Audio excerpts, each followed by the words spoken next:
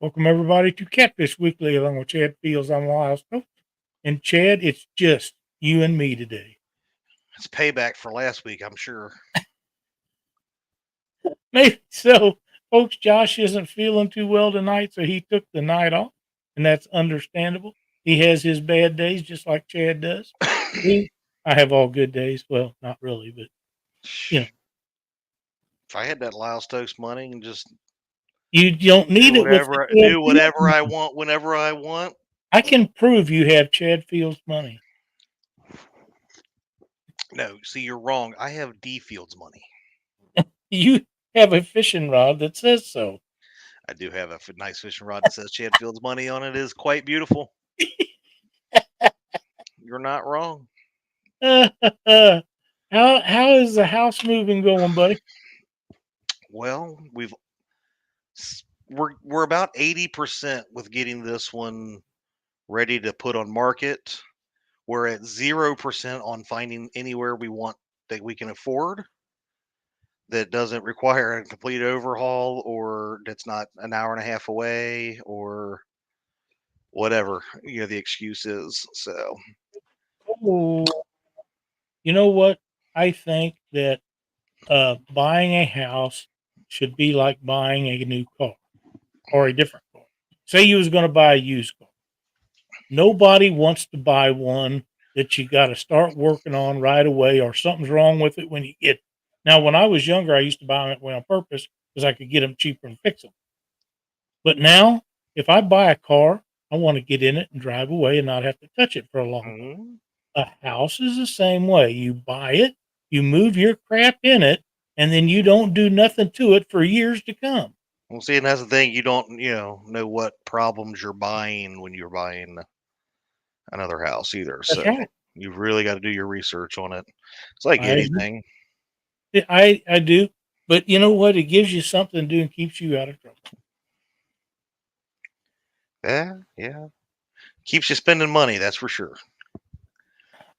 I mean, I was told you like my arms are dirty from trying to the hour and a half that I had in between working this, trying to work on the kitchen sink. So Wow. literally, I have no kitchen sink right now. It's in the floor. But anyway, Have you been fishing at all? I have not been fishing in weeks. Yeah, me either. Well, it's been not this week or last week, but I was out the week before. But I'm getting ready to start doing feeling a little bit better, and things kind of turn around a little bit. Look where I can get where I can go. I know the boat's ready, and I need to go catch some bluegill and stuff like that. And I just it finally quit raining every other day. But We could use some rain. yeah, We've gotten a little bit of rain, but not enough. we've had plenty for a while. But yeah, it's been 3 weekends since I've gotten to fish. So Yeah, well, you're about due. You need to take a weekend off. I ain't got time. I gotta get this I gotta get this figured out. I know, buddy. I know. Time How is about money, my friend. what do you say? We'll welcome some people in the chat. Well, all right, let's do that. We've got member Brian B. Catfishing, Mr. Pontoon Jody, Northern View Outdoors, Greg Burgess, Matt from Wannabe Outdoors, Buck Williams, Mr. James Dockery, Clint from Circle Hook Productions, Catawba River Fishing, Sean Abney, Catch Fish with Us, Benoit Fishing Outdoors, V. Smith, Smeeter of the Cedars, Mr. Tim Molina. He caught a nice one over the weekend. Yes, he did. He sent me a picture. That's cool. We got Mark Barnum, Gene Tillman, 205 Wild Action, member Cool Cats Fishing, member Danny Stone Outdoors. He says he's got a 5-person tent that I can live in, but D can stay in his camper. Bite me, Danny. We got Dan Brewer.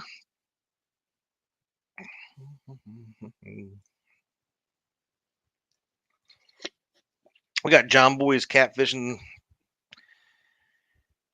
Uncle Lou says 3 weekends is it.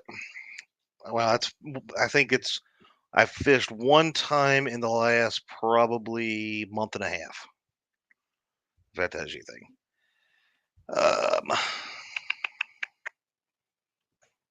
All right, we got member for 38 months, Ray Smith. Thank you very kindly, sir. Thank you so much, Ray. It means very much to us. Tim said, if I cook 2 meals a day at home instead of ordering in, you could get a home next to Trump.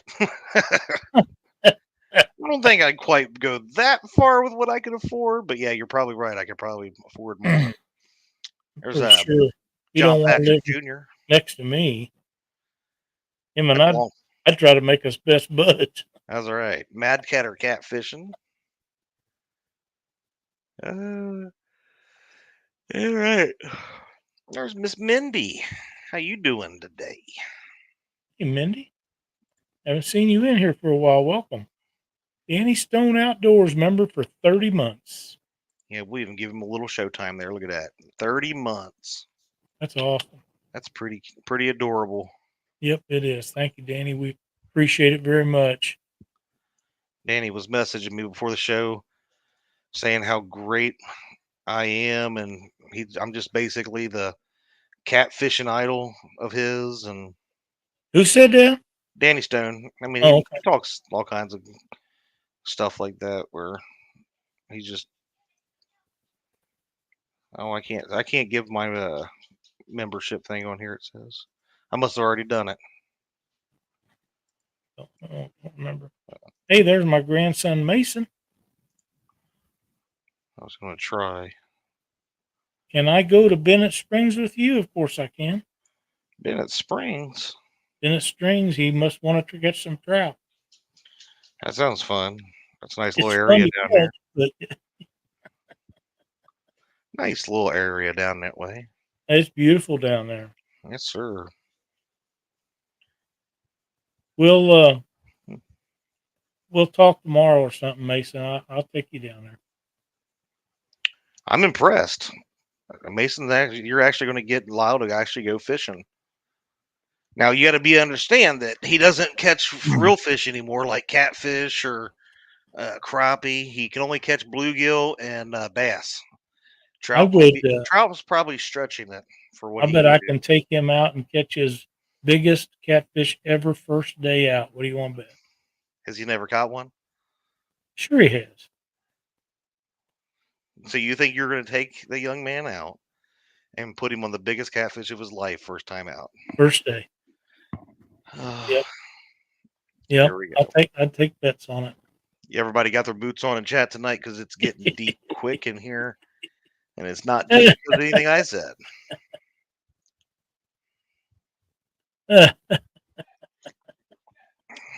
Oh, Mark, you kill me sometimes. What do you say? Dieter's bait box will be empty because I got the chicken and fried it before he got to the store to buy it.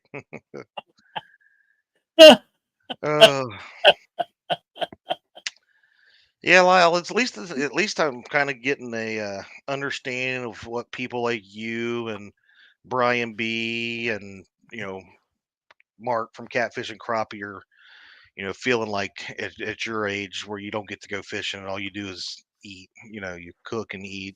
Smoke, use the smoker and stuff like that, and you live vicariously through others who actually fish. So I'm getting there as well. So I appreciate Tim Molina for sending me a fish picture over the weekend. I do know how to use my smoker, and I like it a lot. And right now, to be quite honest, it's the temperature to be doing all that stuff, fishing and cooking out and doing everything. I mean, we're having 80-degree weather at the end of July. Now, we finally got there. It's been in the mid 90s here for weeks. We've had low to mid 80s for a week. We're pretty much going to have that for the next 10 days. But after all of this beautiful weather we're having, I figure August will be unreal. It very well could be. It kind of worries me.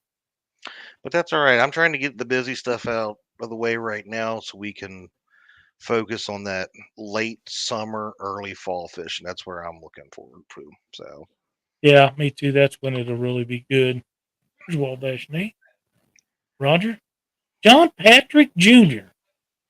Man, it's good to see you in here. Haven't seen you in a while. Yeah. There is Dee has joined us. Glad to see her in here. I wonder if JP3 has the same cell phone number. I haven't talked to him in a long time either. Haven't either. Catch fish with us. I don't know if you got them or not. I did. Okay. How about Crappie Day Darren? I did not get Darren. I got him. I know you got Uncle Lou, but never hurts to say hello to him again. He's an all right fella. He There's can keep that hot weather over there where he's at, though, because I don't want it. That's up in Iowa. Good guys deserve it. They're growing cold. Thank you, John Patrick Jr. I will give him a text sometime. Say hello. Lance, he the doesn't good check guy, me has joined us. Stuart, the fish whisperer. Hope everybody's having a good weekend or good week to start. It's only Monday, but whew, it's already started out awesome for me. So hope everybody else's is better. Yeah, absolutely. I mean, that's what we want is a wonderful day for everyone, and everybody should have a good day. Oh, Lordy. Yeah, I'm wore out. So what are we talking about here, Lyle? What are you going to talk about? We really didn't have a plan for tonight. We didn't. We relied on Josh for this week's plan, and apparently he chickened out with coming up with a plan. So, and then he was like, "Well, I didn't come up with one, so I'll just take the night off and leave Chad and Lyle hanging." Hey, there's Jerry Parker. Yeah, maybe that's it. I don't know. Oh man, Northern View Outdoors. Did we say hello to them? Mm-hmm. Okay. Well, see, you being the expert catfisherman that you are, all the years of doing and running tournaments, I got questions for you. Okay. So, suppose I do get to go fishing here soon. It's been the middle of summer right now, right? We should definitely be at least a few weeks past spawn in all areas. Should be. Where's my best place to go? Shallow.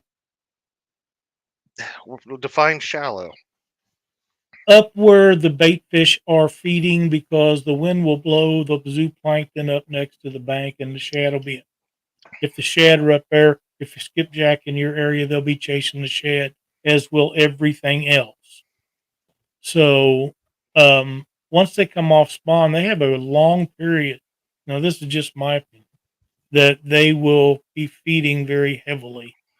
So anywhere from 20 foot to 2 foot, maybe less than that sometimes. But those areas where the shad is at is where the fish will be. The fish that eat them and the fish that the catfish eat. Now, once they get a full belly, they'll go deeper. But as long as there's still some of them coming off nest, you'll always be able to find some up there. Tom with LG Bay. What's up, member Tom?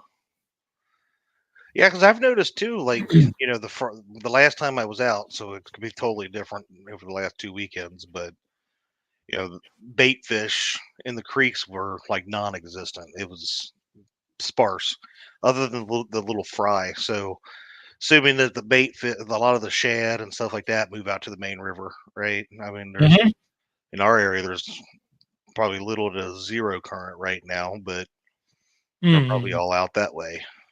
You know what it's like, because the Missouri and the Mississippi don't have any current 99% of the year.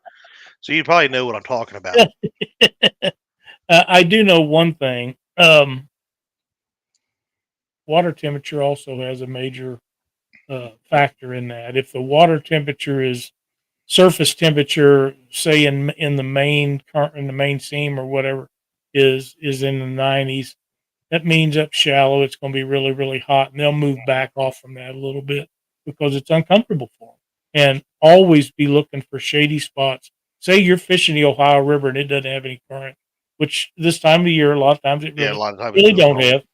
If you can find a place along a bank with a deep hole next to it and there's shade up around it, or a bunch of trees are hanging over, or a bluff in the afternoon or morning time, they'll be up underneath in that shade because that's where the bait fish will be. Well, you'd think I'd catch a lot more fish because that's the type of place I want to be, is in the shade. Yeah, I understand.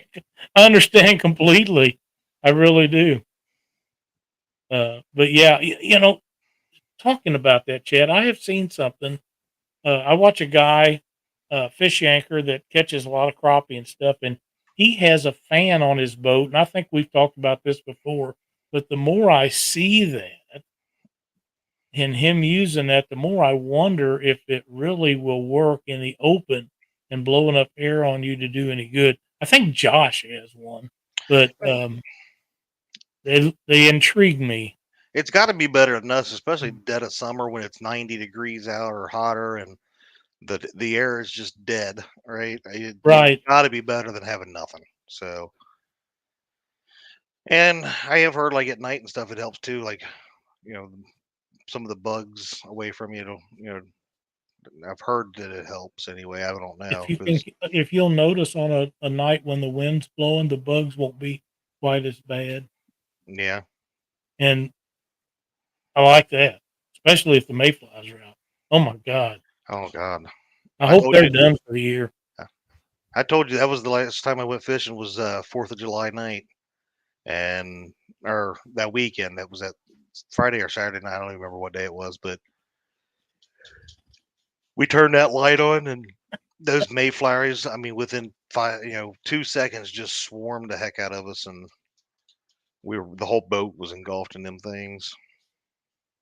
Sherry Parker says, before the temperature broke last week, I almost called my ex just so I could be around something shady. Wow. Uncle Lou had a good question that I don't know. Brian at Setting Hooks and Crossing Eyes said, I have a rechargeable one with a light built into it. It's better than nothing, and it helps a little with mosquitoes. So there you go. Nope. So what's the major flooding we just had doing to the spawn? Prolonging it? Or will they just not at all? I'd say they'd have to spawn at least some. I don't know, you know, how much flooding affects that, but it depends on where they were trying to spawn, right? I think that some of them will find a place up in behind dikes and things where the current's not so bad and go ahead and spawn. And I think others won't be able to find a place and they'll just shoot them out and we lose that. But I think a high percentage of them will go up in places in eddies and different places. But when they do that, the chances of more of them getting eaten by other fish is greater, I think. I'm not a biologist by no means, but I've talked to a lot of them, and this is the consensus and some of the things that they have told me that they believe happens, and I agree with them. Now, not all of them say the same things; they all have different ideas about that. But that is a topic that often comes up in meetings where you're in with conservation people and marine biologists and stuff. But a high percentage of them will go ahead and nest somewhere. Whether they salvage part of them or any of them, we don't really know because you can't look down in that muddy water in these big rivers and lakes and stuff and say, well, 100% for sure they had 20% of what they started with, or they lost it all, or they didn't spawn, but they got to get rid of them. So they might as well try to find a place to do that. And I think they're like deer. Wherever the females are, the males will soon be there. I think that's with any kind of wildlife.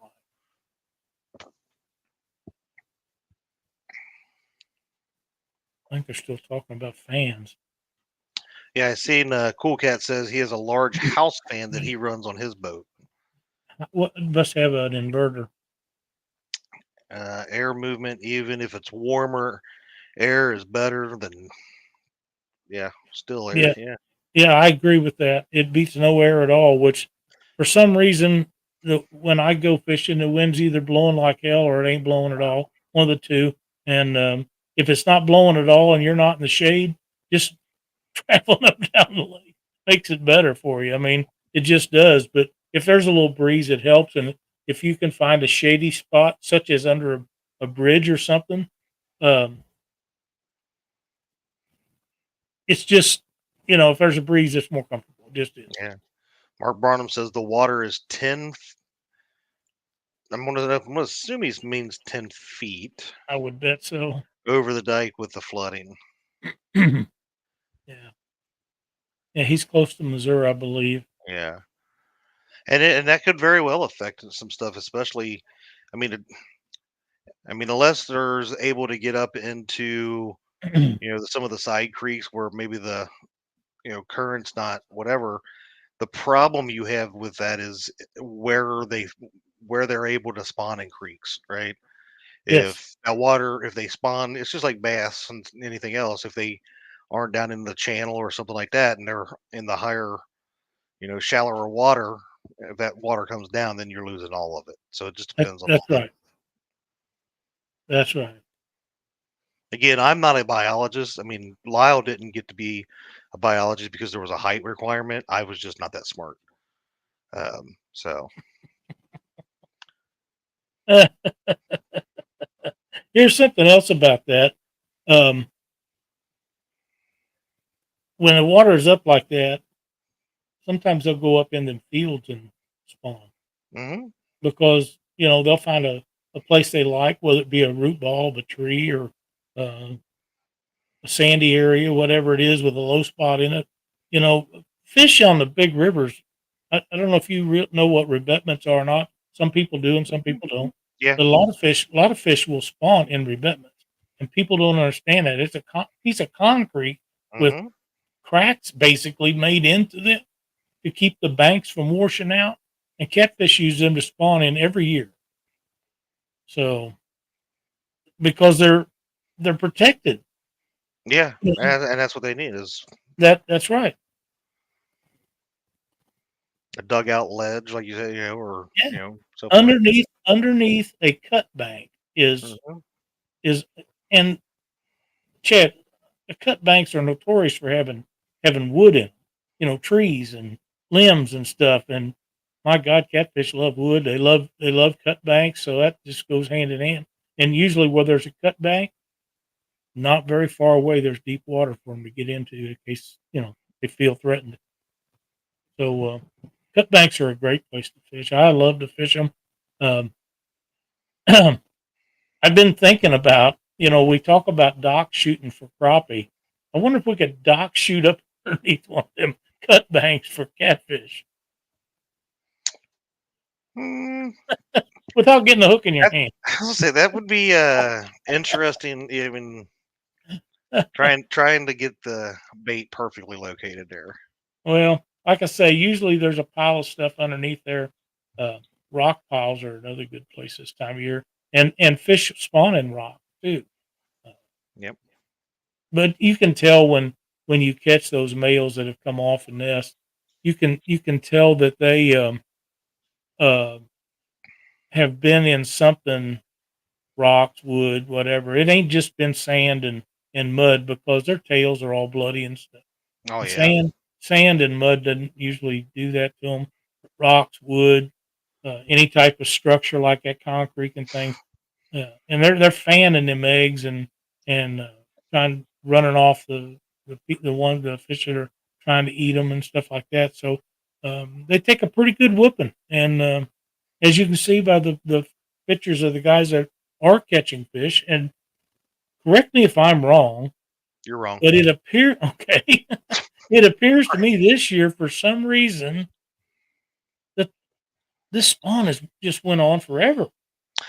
And that's what's weird is we were, a lot of people, not just us here on Catfish Weekly and stuff, but talking about how they thought the spawn started early this year.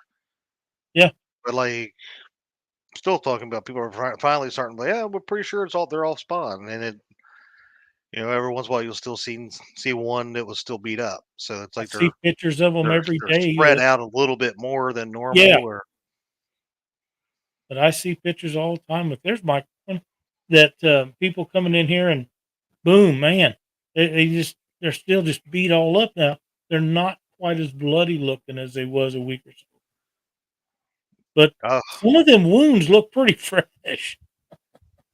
this is so here's the real story. I know Lyle said that Josh wasn't feeling all that great, but Danny Stone says, seriously, where's Dunnigan? I was on the phone with him last night and he poured gas on a brush fire. The last thing I heard was, oh, shirt, but he didn't say shirt. So what really happened was he burnt his eyebrows completely off. Looks like Mr. Clean. And now he looks even more like Mr. Clean. So he's waiting for them to maybe start growing back in, or he's talked about going. He thought about having Caitlin and Christina draw some eyebrows on him, but he's actually looking at getting them tattooed back on now. So he'll be like, I can't even do it. It's gonna be weird. It's gonna be really, really freaking weird. But Tonight is story time with Chad. you guys missed me last week, didn't you? Oh, man, oh man.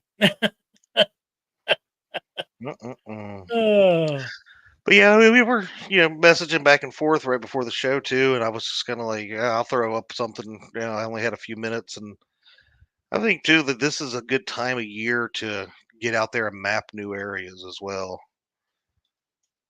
Ryan says, think that they spawn out the same time every year goes by. The most sunlight, longest day is when they start to spawn. I don't necessarily think it's water temperature or anything like that. Well, it could be. There's a lot of different theories about that. Yeah. So I have always went by what the biologist with Missouri Conservation Department has put out in their stuff. And again, some of what they put out is theories too, but they go by water temperature a great deal. And you're right about it being the longest day sometimes of the year Well, when they spawn, and moon phases may play a part of it. I'm not a big believer in that, but I think moon phases definitely have more to do with that than we realize. it may, because look If at it- what it does to tides. yeah, I mean it has a lot to do with other species, not just Mhm. fish. You look at that, and like if you look at the movement phases of deer and stuff like that, there's a I lot of thought stuff you that were goes talking into about that. Bigfoots and stuff. I don't, dude. You don't even know about the Bigfoot faces. That's some scary stuff.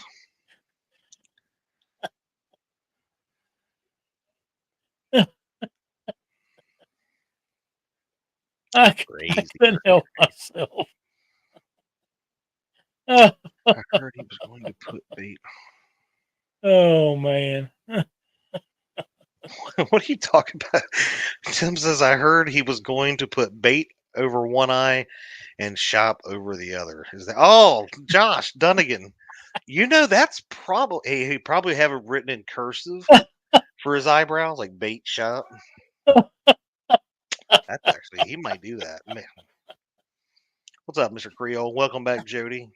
Hey Jeremy, how you doing? Bait shop. Oh my God, that's Tim. He don't need any. It took Oh. me a second to realize what he was saying, but that is pretty funny. I think Set Hook says I think it's three factors throughout the whole year: sunlight, water temp, and moon phase. Could very possibly be. Like I say, I know how the moon phase affects the tides. I don't know how much it affects our river system, but it has to be some. Yeah, It has to be, and like I say, I don't put a lot of stock in it, and the reason is, if I want to go fishing, I'm going. If I don't, I I'll don't, say, and that has no bearing. Now, if it's I'll pouring say, down rain, that changes. if But it's fishable, if it's time I can go fishing, I'm yeah, going no matter what the moon phase or the whatever is, because sometimes you just got to go when you can go. um, But Jerry Parker says I don't think the moon affects the bite at night as much as everyone thinks. Get some of my bigger fish at night. I believe it does slow day bite. well, see, here's the thing about if anybody that knows Jerry Parker, the fish always think it's a full moon when Jerry Parker's out there because he he can't. he never wears a belt. Is all I can say. So anyway, the springtime, the flathead come out of the wiring hole when the sunlight stays in the sky a little longer. They start getting a little brighter and they move up into the shallow warm waters until 55. Yeah. That makes some sense. Yeah. Words of Richard Gene right there. Never heard of him. Who? Richard Gene, the fishing machine. Oh, the guy that wants to be like me too? I know. Did you say hi to Dave Funk, by the way? Hi, Dave. I did not, and I should have. I'll say hi to you, Dave.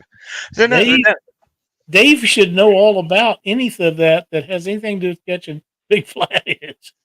Because he's been on them, man.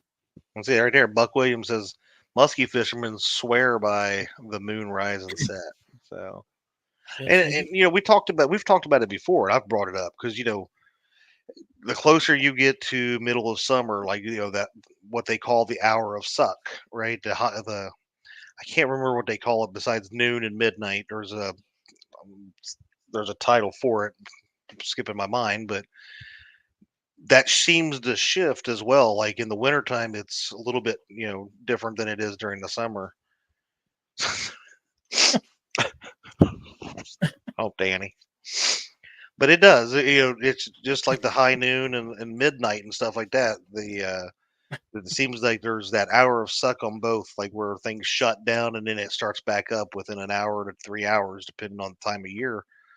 And I would say that there's a lot more science behind it than any of us realize. I would say you're probably right about that. But Catfish and Dreams, go welcome. fishing when you can. That's right. Because it is good for you. It is good for you.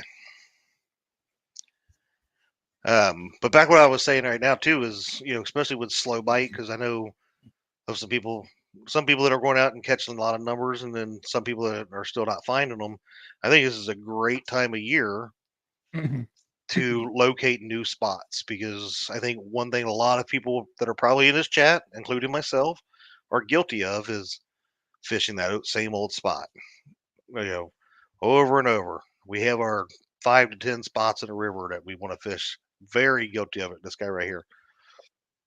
But you know, the Ohio River, my stretch alone is like 80 to 90 miles long, right? Pool to pool. Yeah, dam to dam, whatever. And there's a lot of areas that I've still never went, and because I get stuck in my ways, and I think this is a good time of year to go map those out, looking around, seeing what's out there. I like to take days just to go look for fish. 922, welcome to the show, says, I think a 1v1 Chad versus Richard G. I would take bets on that, but it would be one-sided. All right, 922. Catfish and Dream says, is it me? Or did D kick Chad out of the room and put him in the supply closet in the basement where my stapler? Where's my stapler? Yeah. So for anybody that doesn't know, Chad lives in basically a tiny. I lived in a tiny home before tiny homes were cool. Now everybody's wanting to build tiny homes, and I'm like, I got one for sale right here. So have you priced them things? Holy crap! Yeah, and all this time, everybody thought people like you and James Dockery were like crazy for going to Home Depot and buying a shed that's big as a house for you. I mean, I'm like, guys, they're just small people. I mean, here's a great statement right here, Chad. Dave Funk says, I don't mind people fishing my spots. It gets me looking for new spots. That's 100% correct. Because after you catch a few out of them and they take the ones they catch home with them, you got to find a new spot. Well, I mean, and I'm not down on people taking fish. I think selective harvest should be a concern of everyone's. I agree too. And when I say, I've got a few spots, me and my buddy Bill both. He knows all my spots. I gave them to him. He didn't find any of them on his own and give them to me. I gave them to him. But they're good transition spots. Mouths of creeks, outside bends, all that sort of thing. And there's some nice drop offs in the river that we have good luck with, but it's, you know, sometimes it's easier to go there in hopes instead of going and finding those other spots. What I'm saying, right? There's a Yeah, lot of great structure in the Ohio River. there is. You know, there's places we should And be that's why you trying. have to fish it when there's no current. Yeah. Oh, and it makes it, good to, like I said, scanning. You can go through and see, hey, can I drag through this, or you know, would it You be know better where to one of do my this? favorite places to fish on the Ohio River is when there's no current Where, or low current where? underneath barges. And see, and I If they've occasionally been have parked okay there luck. for a long time, you can't fish the ones that they're moving around in and out all the time. No, They no. don't work very well because the fish can't get used to them. But if you get found one that's been there for 3 or 4 months, or all winter or something, or it's broke down or lopsided in the water or something like that, it's a shady spot. Stuff washes underneath of them. They get them a snack once in a while. They can go out at night and feed, or during the day if they want, and go back and rest in a nice, shady, cool spot. That's one of my favorite places, Ohio, to fish. Now on the Mississippi, when I find places like that, I'm getting bait around them there, Yeah. and it's just because of the difference in current. Well, see, and that's like talking about barges. That's how we found a lot of the sunken barges below the power plant or the gravel pit rock quarry that we have down through there. Is just doing that. We're going out and fish and sucks. So let's go scanning and looking around, and we found a lot of that kind of stuff. We don't have down to where I fish a lot any barges that stay parked. Now, if you go out towards the city like Cincinnati, there are, but not down where we're at. What Brandon, Catfish and Dream says, what about inside bends on the downriver exit of a bend where ledges and debris are usually at? It's structure, Right. whether it's the fish you're looking for or not. You'll have to fish it to find out. But if there's structure, sometime or another, the fish are going to be Now, there. see, and that's the thing, like, certain times of the year here on the Ohio River, when we actually do have current, and it's running 4 or 5 mile an hour or more, some of those inside bends are better than others Mm-hmm. because the sharper the bend, you have more slack water up against that bank where you still have some current. You don't have the heavy current that you would have out on the outside bend. So sometimes that's nice to set up. Like you said, sometimes maybe there's even a back eddy that right there because the way it's coming around, and that may help set up on some fish that are getting over there out of the strong stuff and kind of more in a relaxed uh, type of area. So that helps. Danny said he went to the spillway where he catches bait. So many beer cans and water bottles on the ground just makes you sick, and that does make me sick. Danny, it's a shame because you know where we launch boats most of the time is fairly not good. I mean, there once in a while you'll see a can or something, just pick it up, and there's trash cans everywhere. Holy shit! All you gotta do is pick up the stuff and put it in there. The people that's got it in their hand, all they have to do is walk over and Yeah, drop it in, but they exactly. don't. And I understand sometimes something will blow out of the back of your truck, or a kid will do it and you don't catch it. I got that. Things like that happen, and you just go on with it. But if I'm walking up the ramp to get the truck, or after I put the boat in, I would grab whatever's there and toss it in the trash can. And we keep a uh, Walmart baggie in the boat just to put trash in, so you don't have to throw it in the river. And if you don't have something to put it in, they end up blowing out, going down the lake or whatever. And we all got thousands of them that we have given to us every year. If they have holes in the bottom, double them up. It's Mhm. okay. Put your cans and trash in there. Tie the top. When you get to the ramp, go put it in the. There's trash cans and all. And there's no reason for trash to be thrown out like it is. They're just No, but that's the thing. Most people, and it's not always just. I mean, there is fishermen that just leave garbage everywhere, but that's right. it's people It's that not just just don't care. filtering. People don't care, Yeah. and I mean, look we at the go, video I put out. How long ago was it? Last year, year before? Or like literally people throwing bags over top of the off. It's like literally stopped throwing up threw a bag of garbage over top the bridge one day, and then yeah, that one day that I made that video, B and D, there was bags, like 4 or 5 bags of garbage floating down the Licking River into the Ohio. It's yeah, people just don't care. they don't, and I understand these trash guys that pick up your trash and go down the street and get the next guys and go down the street and get the next guys. They got a job to do, and they're on a. They probably have, like doctors, they've overbooked how much they're supposed to do every day. But almost every week after they pick up my trash, and I just took it out a while ago, we'll walk through the yard and I'll pick up stuff that was come out of that trash truck, and them guys don't take the time to go pick it up, and it's to the point now where if it don't fit in your trash dumpster deal, they don't take it. If you want that, it costs you extra. Well, when there's a holiday and you don't pick up my stuff for a day or two, you don't knock off the price for that. So if I put it out there, you pick the shit up. There ain't no sense of that crap. You don't give me no discount for anything that you don't do. So if I put it out there, you put it in a damn truck. That's a bunch of crap.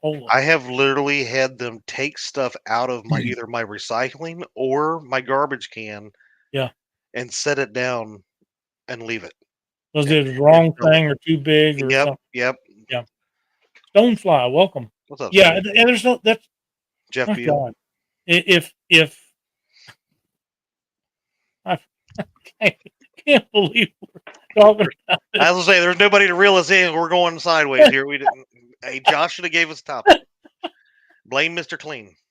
But I tell you, the way they charge for that stuff, there's no reason they should ever turn anything down. It's just crazy the prices they are. But anyhow, back to fishing. Oh man. Lordy, lordy, lordy.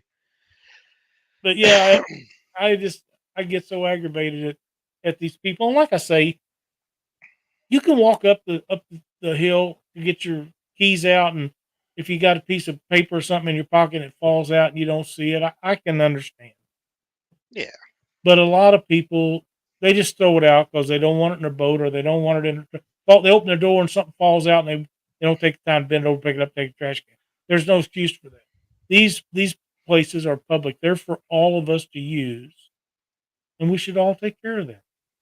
100% These agreed. conservation departments or the DNR, whatever is the governing body in your state. They're trying to do what's right by making these places nice and clean, and people throwing trash all over them does not do anybody any good. It's kind of like the guy that goes in the bathroom and tears them all up for the rest of the people for a week or two, however long it takes for them to get there and clean them up. There's no sense in that either. The rest of us shouldn't have to put up with what you consider a joke or whatever. Amen, Schmeeder. It really does. I And agree. and here's the thing too, because in our area, and I don't know how it is like for bank spots down on the Tennessee or down on Mississippi. Other than like where Danny and Parker, they got plenty of spots that they won't tell nobody where they're at. But now around here, bank spots are a luxury. There was not a lot of bank fishing accessible areas where you can go. So if you destroy it or you let somebody else destroy that area and somebody closes it off to the public, that's that much less fishing area you got to go. That's Yep. exactly right. And you know, I knew about a place or two that was public docks that you could walk down little walkways and fish on. And uh, James Dockery has brought that to light to me of to go out and look for places like that because he fishes a lot of them. I mean, he's beat the dock roof on every one of them up in his area, but he fishes a lot of those. And we have several down here that I started looking for places like that because he was doing so well at those places. But it appears that a lot of them are not overfished, but some of them down here are I've talked to Eric Massey about this. There's a place on Palmdale called Bolivar's Landing, and fishing's horrible. It just is. I mean, you can catch something once in a while. Most of the time, it's either a little bitty or nothing at all. I did catch a really nice yellow bass over there a year or two ago. It was a Here great goes the fish. bass. We knew we'd get there at some point. But for the most part, the fishing ain't that good, and that's a lot closer to Eric's home, I assume, than some of the other places that I know it goes, like the State Park Marina. But the fishing, if you're not catching any fish while I go there, you drive an extra 10, 15 miles to go someplace where you think you're gonna do good. But the one at Lake the Ozark is used. I'm not gonna say overused because you don't see that many people there. But most of the time, you'll see one or two fish in that a day. It's a big dock. The roof's really tall. James could never hit it. He's too short. But people do fish that, and there's catfish in there, and there's um, lots of bluegill and crappie, of course, and things like that. But catfish and bass. But it's hard to walk around that lake because of the size. Uh, Mm-hmm. there's you're limited to the places that you can actually bank fish on it, or especially for me because I can't walk that far anymore. Is that But why you some bass do. fish now? No, I'm just wondering. but those public docks are really, really a great deal. For the one over at Bolivar's Landing is handicap accessible. They have ramps and stuff where you can run wheelchairs and things out there. To me, that is a great thing.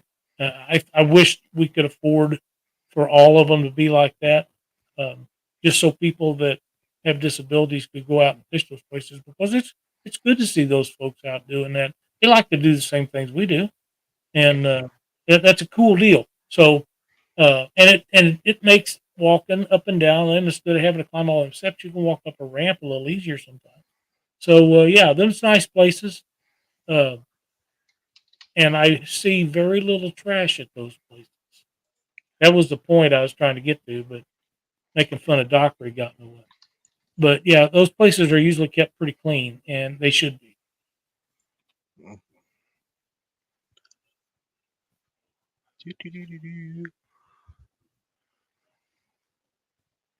Cans except where dams have found trash. Oh, damn! You're I forgot. welcome. Yes, thank you. Found individual. Yeah, I was afraid to go through that garbage that D and I pulled out of the river that day. That was some of the grossest stuff that I'd ever seen.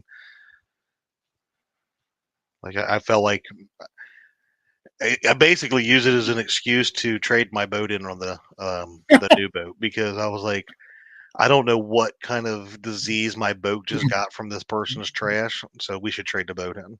It was bad. Oh man, that's terrible. I forgot to do something, folks. So we're going to Yeah, do it now. I just that's fine. we got off on a tangent on stuff, and fishing is something that we all dearly love and enjoy doing. But um, a lot of us, if you couldn't tell, are very passionate about Hmm. the trash situation, and Well, think about it too, Lyle. I mean, how much like those? Say, I don't know. I can't remember. It was like 4 or 5 bags of garbage we got out that day. yeah, How many bags like that sank or down in there, and more. our fish are in that? But how many times do you think you're snagging up on them bags? You're not knowing they're even down there, right? And They are trying that to, stuff. trying to land one. Yeah, yeah. When you're thinking it's a rope or something like that, because I can tell you that that net that I had tried to pull them up on, it was breaking my net. They were so heavy. Sure, sure. Folks, we have a new addition onto the show tonight. Finally, we're replacing that loser, no eyebrow Josh, with somebody that's on my level of fishing, Mr. Ted Hey, Ellis. Ted. Yeah. You guys are drinking fermented fruit juice tonight, aren't you? I'm sorry I got off on that trash.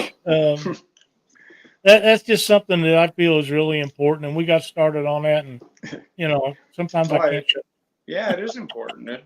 You know, people, I don't understand when they do that. I totally agree with you. I don't nothing either. else. Just carry a plastic bag with you, you know, in your pocket. Fold it up. When you're done, pick the stuff up and take You know, it with you. these Not even things that. here, we Yeah. get them by the million. How many Yep. people? How small this is. How Yeah. many people stop at a gas station and get drinks and whatever on the way to the water? You got a plastic bag going with you. Yep. Yeah, because you can't hardly get a Use it. paper bag anymore. No, no. Unless you ask for them at the grocery store. You got to That's ask, it. though. Yep. Yep. Yep. That's it. Well, Ted, you got something coming up this weekend we're going to try to help you out with a little bit. Would you like to tell everybody about it? I would, thanks. And thanks for doing it. And it's not my thing, it's our thing, Lyle. Okay, yeah, it is.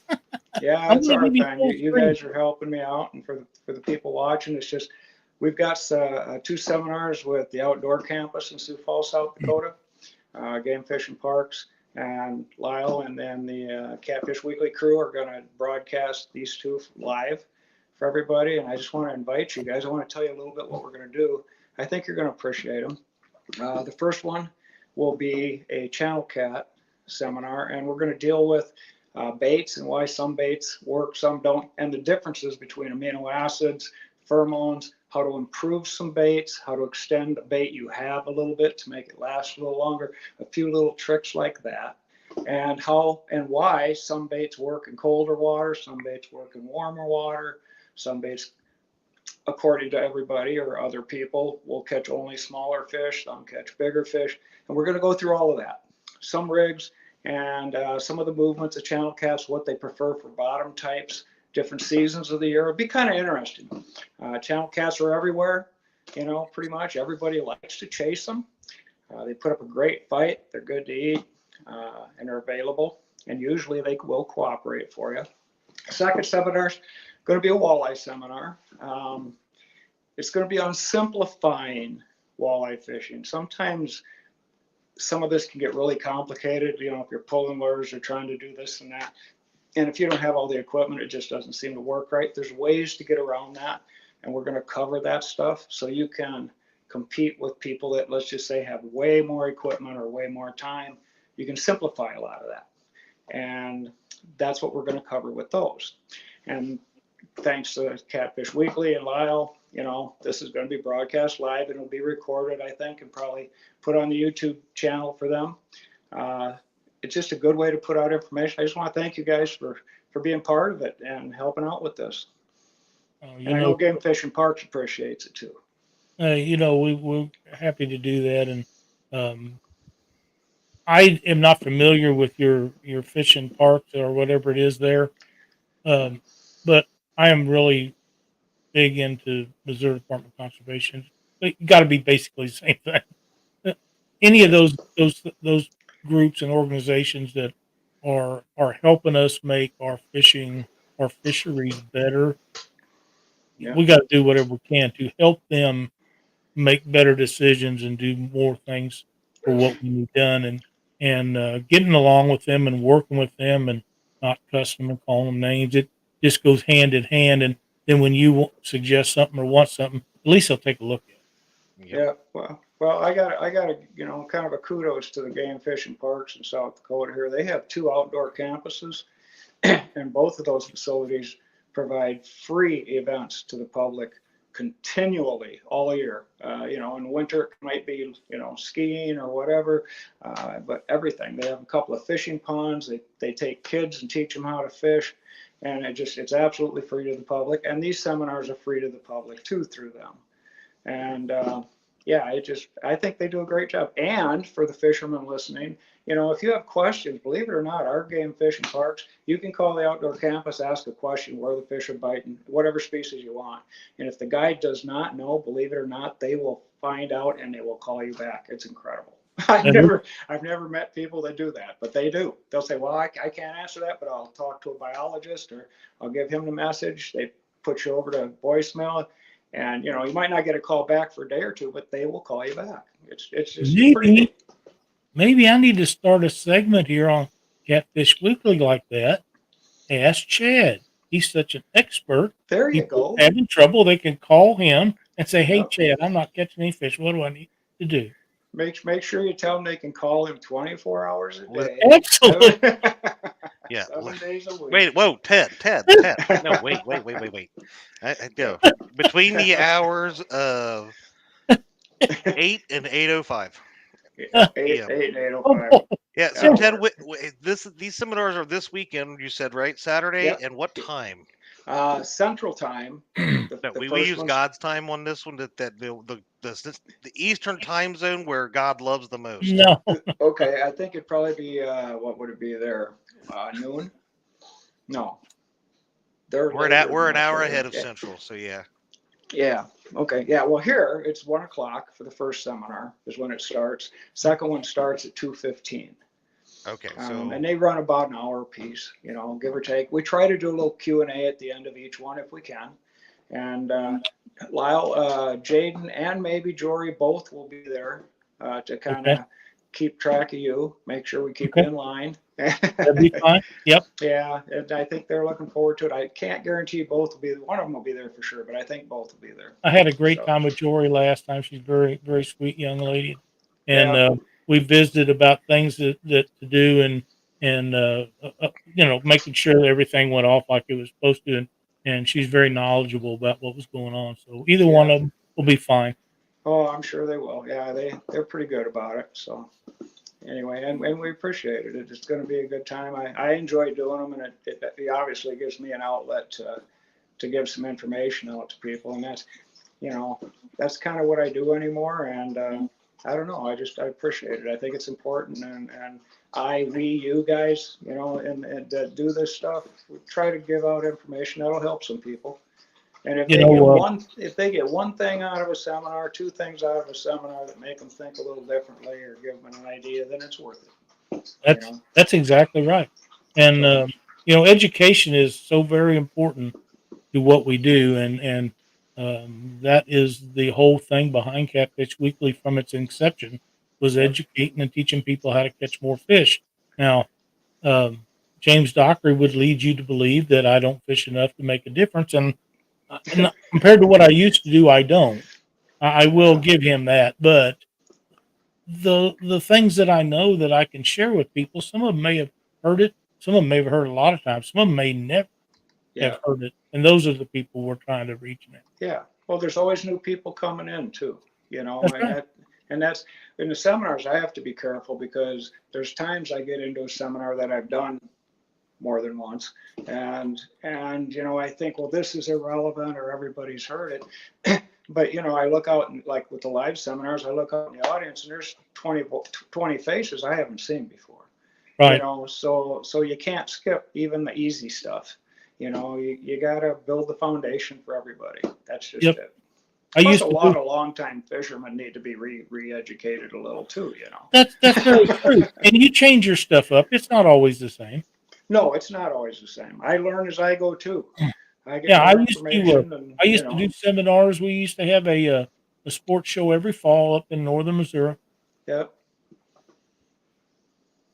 You're gonna have people calling me at 3 a.m. Oh, he's reeling me in. I used to go up there and do seminars, and one of the most fun things was after the seminars, people would come by our booth because we'd have a booth up there, and they'd want to know how to tie fishing reels.